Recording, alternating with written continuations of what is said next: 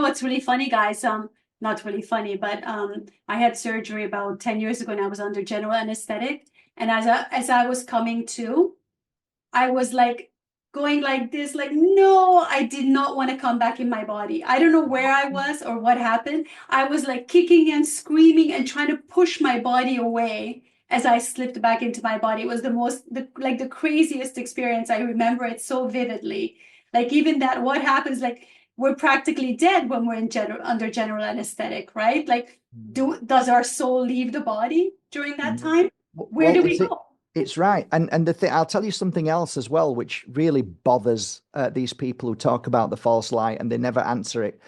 When we fall asleep, we leave our body and we work. We're all Do over the we, place. all All of of us, us. every night? Well, those that can leave the body, if you're in physical issue or you've been injected, sometimes there's a anyway, that's another story. But we do, most of our people say to me, "What's my path? Why am I here?" I say, "Well, when you're asleep, you're doing what you're meant to be doing. That's why you're here." Because part of Mhm. that journey, you can be somewhere, it can be the spirit world, it can be anywhere you want where you can help people. That's why you hear whispers from people, and sometimes you don't even know how that happened or who grabbed me at the time when I was crossing the road. It's things like that that I would say, well, how come they don't take us then? Where's the false light then? When we're a spirit, how come we're not going into a false light then? Because it's the same thing. If you die, you move out of your body, right? If you're asleep, you move out of your body. It's like none of it makes sense. It's so difficult to digest and understand. That's normally my consciousness saying that this is like at school, you're being lied to again. I know when I hear truth, it Yeah. sits so well. And when I hear bullshit, I hear it and I can smell it a mile off. And I'm sorry, guys, but the most beautiful and natural thing that can happen to us is the transition from this life into our home world.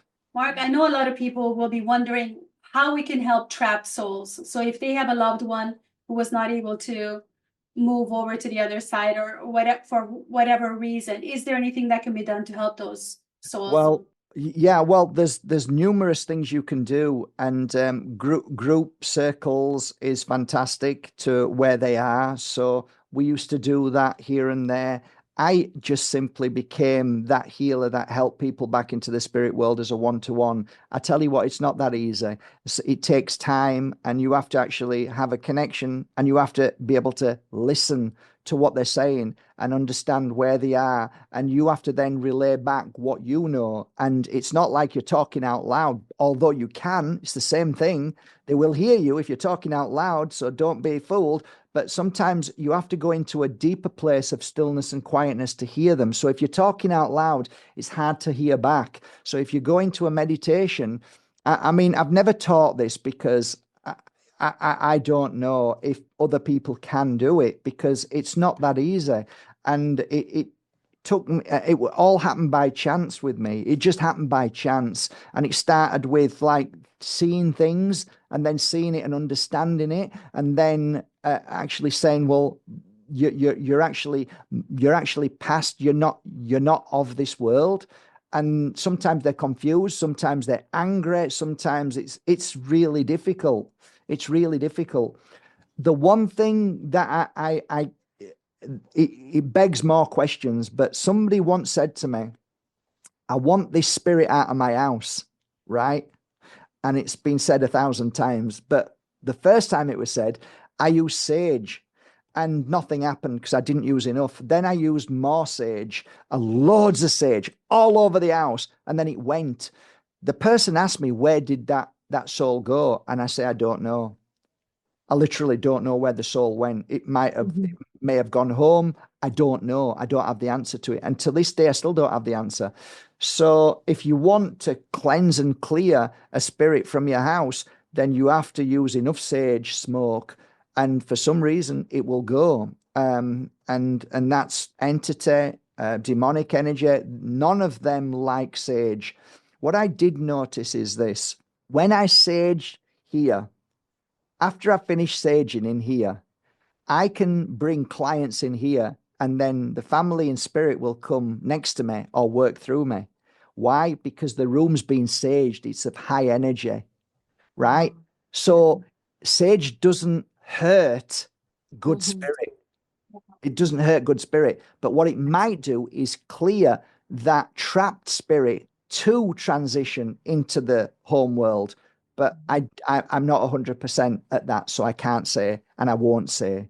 So it's so complex as well. But you can sit and you can meditate and you can try and help a loved one. Like I used to go down here on the coast because on the N340, there was a lot of, when I came here 20 odd years ago, all the way up, right the way up to Nerha. Sometimes there were young lads who got killed on a motorbike or bad accidents. I mean, it's one of the worst roads in Europe, or it was. So I used to sit close by to the road and I used to try and explain to that soul that was there that they're no longer of this world. They're trapped in between two worlds. And I used to try and call their family in the spirit world to help them into the light because sometimes they're confused, right? They're confused because they're not in the home world, they're in between. So it's very difficult sometimes to try and connect and to even have a conversation or for them to even believe that they have to go home, that they're going home, because they've got a mum and dad that they think are still there and they're living in that moment. You can be in a house and there can be a trapped spirit there and it can be there for 500 years and still thinks it's still the moment that it moved. Unbelievable. But but it doesn't hurt them. They're not in pain. They're not suffering because they're a soul that you can't change that energy, and that's why sometimes they'll always come at the same time. They'll always they'll appear at the same time. It's kind of fascinating. But I always wonder to myself when people do ghost hunts, why don't they ever try and help them into the light? It always baffles me. I mean, if you really truly are a spiritual soul and you understand that this is a trapped soul, they don't want to be, they don't know, they don't want to be here. They don't like they've been here forever.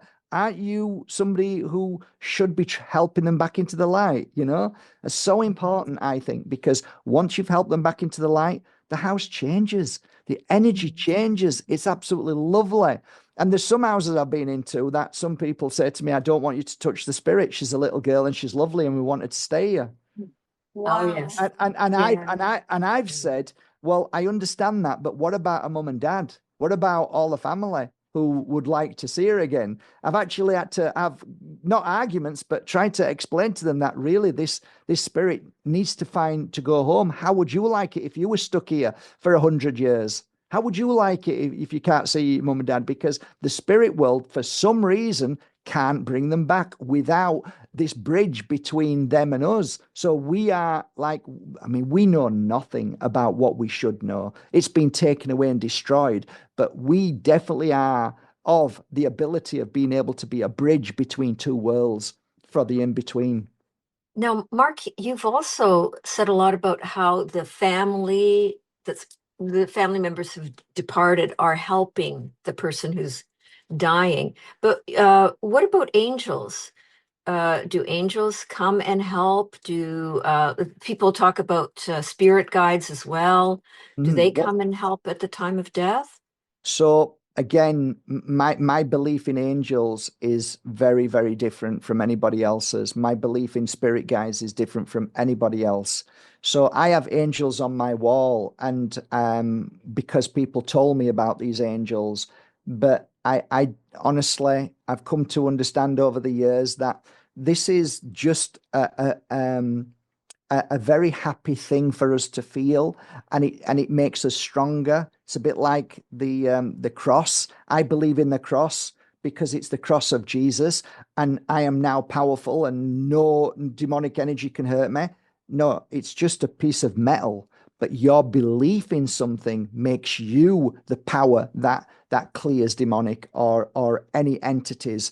So my understanding is that angels are something that makes you believe that you are more powerful and stronger. So it's just like the cross. I believe in angels or spirit guides. So if you just look at spirit guides, At any given moment, at any time when my clients came, depending on who came, it could have been a mother, it could have been a brother, it could have been somebody that I didn't know who they were, but I would say this feels like somebody who knows you. It's like a friend. And I never ever sat there and said, "Oh yeah, you've got two spirit guides at the side of you." I never got that. So people used to say, "Well, you don't know what you're talking about then, Mark." And I'd say, "Why? What have I done?" Well, we all have two spirit guides that are always with us. And I'm like, and I used to panic and worry about it. And then I used to try again. And like, I'm not being fooled by people telling me what I should see and shouldn't see. I'm going to tell you what I see. And I don't see two spirit guides next to everybody. I see spirit come and go. I see people walking on the streets that you'd laugh at because you think they're speaking to themselves. And I'm saying, no, there's actually, that's a mother is next to her and she's talking to a mother. So I see things completely different. I don't see angels as angels. I see our spirit world as just spirits that can come and go and be with us at any given moment. And it can be anybody depending on what you're doing through your journey. So you might not even want to be in this spiritual field of work. And thus you won't get as much as, okay, I want to learn spirituality now. So you start meditating and all of a sudden somebody will come through who, okay, now I know who this is. So I think it's not so cut and dry as the books like us to believe. I think it's a lot more different than what a lot of people believe. I think angels, in truth, I think it sounds lovely, but I don't know. I just, interpretation is very individual thing. It's very individual. But it could be just a loved one that you see as an angel, like That's what I'm on about. Yeah, exactly, yeah. That's that's someone that exactly we what I see as mean. an angel looking over us, but not as Exactly. not Yeah. exactly an angel. I've seen doggies next to their owners on the street, and I've looked down and I says, "Oh, you know, it's right there it happened." And I looked down to this lady and I says, "Oh, what a lovely dog." She says, "What dog?" "My dog's died." And I'm like, "I just saw a little Jack Russell, black and white." And she starts crying. She says, "He was a Jack Russell. How did you know?" And I'm like, "Oh, I'm sorry. I just saw it with you." And I've seen horses by the side here, right when I'm giving a reading. And I'm like, there's a horse next to you. And it's like brown with a black. Oh my God, they start crying. That was my horse. So it's a spirit, it's a soul, and they come and show us who they are. They're showing us so we can see and feel better. Not all the time, but sometimes. And then we feel better. Okay, they're with us. We're okay.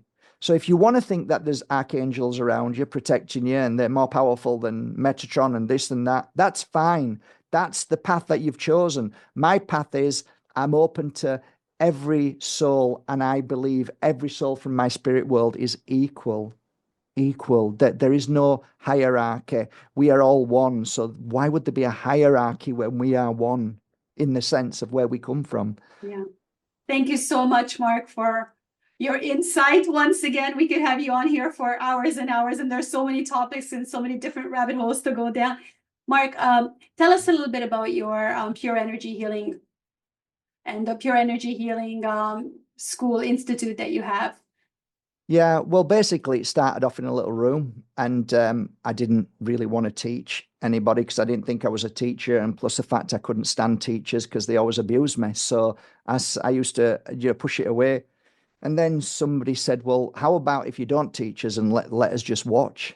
And that's how it started many years ago with 2 people, and then 3 people, then 4 people, then 5, and then 6, and to 8 people. So I used to have 8 people in a room in here or in the other place.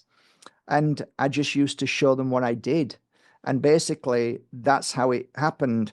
And it ended up turning into the Pure Energy Healing Academy. Pure meaning that there is no force. There is what I do is going to be different from what you do. So don't be frightened. Don't think you're any better or any worse. We're all equal, and the energy is free that comes through you, and we can all utilize it. And the only thing you have to do is clear your mind, get rid of all your thoughts and worries, because most of the people will be sat there thinking, "Oh, am I doing this right? Is it all right?" And you have to clear that out and just let it flow. It's a very natural thing to heal.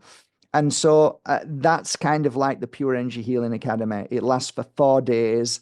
And it's just me taking you through everything that I've learned, and just to give you the confidence. And it's just beautiful. It's a video. It's interactive video. So you watch the videos and you're learning, and then you get your clients, your mum, your dad, your brother, your sister, and you're watching, and then you say, okay, now it's time to heal. And it's like a 4-day process. It's really beautiful. I'm very proud of it. And it was done very professional.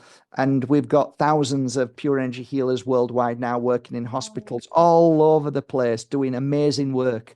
However, pure energy healing isn't that this is it. Pure energy healing is a modality that says you can interact with any modality. You can use it in any walk of life. You can be a masser. You can be a mother with 2 children with autism. You can use it anytime, like you would do if you went to learn a health and safety thing. So it's not like, oh, I can't do it, I'm not a healer. It's so simple and so beautiful that sometimes it can change people's lives in 4 days.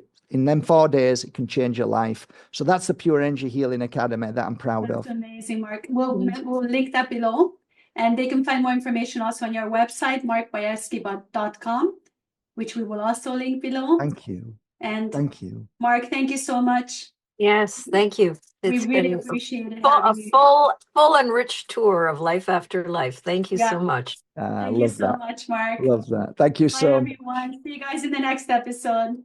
Bye-bye.